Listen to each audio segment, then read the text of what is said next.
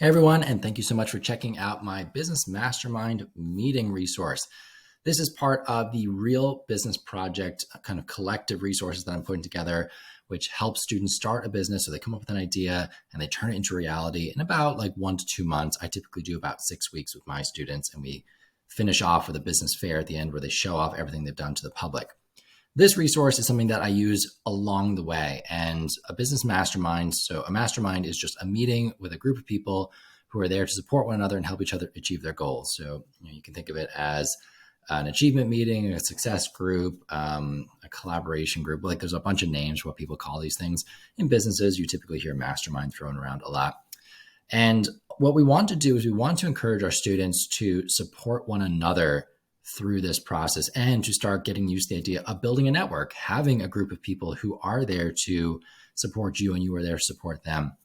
So what you're going to do here is you're going to have several of these meetings, hopefully, along the way for your students building their own business ideas.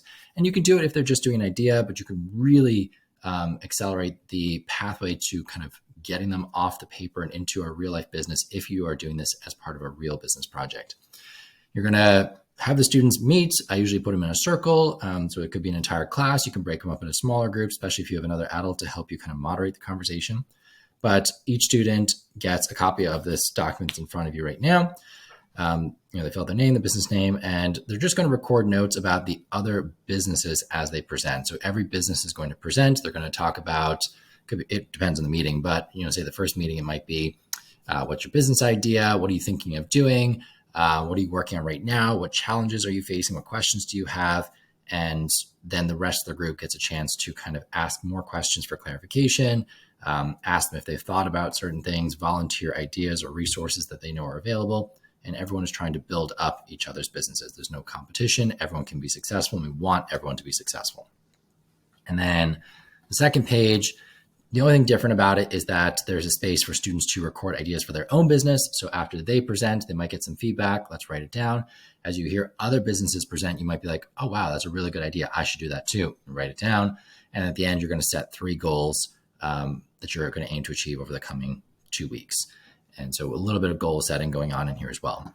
The document has, several copies of the exact same page, just so that you can print as many as needed for a student to be able to record notes about each business in the class. So like right now, for example, my biggest class has 31 students, and I think there's 18 businesses in that class alone. So I'd make sure I have enough space for each student to record 17 businesses. So all the others minus their own. The resource also comes with a slideshow. It's 2 slides. It's pretty basic. The first one is before you start the meeting. This is all in the teacher instructions. How do you set the culture and expectations for the meeting and what you want this mastermind idea to be for the students. So you want to really work hard to set up this idea that we are here to support one another. We're not here to judge. We're not here to make fun of or laugh or point out how the idea is going to fail or it wouldn't be for you. The whole idea is to help the other business owners get to where they need to be. And it could be through asking tough questions, or have they thought about this, or how do they know something is true, or whatever. But it's certainly not supposed to be a put down session. We want to build this culture of honesty, respect, and everyone working together to rise up all ships sort of idea. So the first slide is more of a blank one where you have students kind of sharing ideas and you're recording them. The second one is just one that I've created for you if you want to use that. So the cultures and expectations I use in my own classroom, making sure we're giving full attention. So devices away, listening first, sharing later, you got the idea. And then when it's your turn to speak, here are the things that I want you to make sure you include in that presentation to the rest of the group. In the teacher instructions, there's a whole bunch more about how you organize the meeting, how you act as the moderator in the meeting. We don't want you to be the expert in the room. We want the students to be their own source of expertise and solutions and collaboration and help. We don't want them to turn for you every time they have a problem. We want them to turn to the group.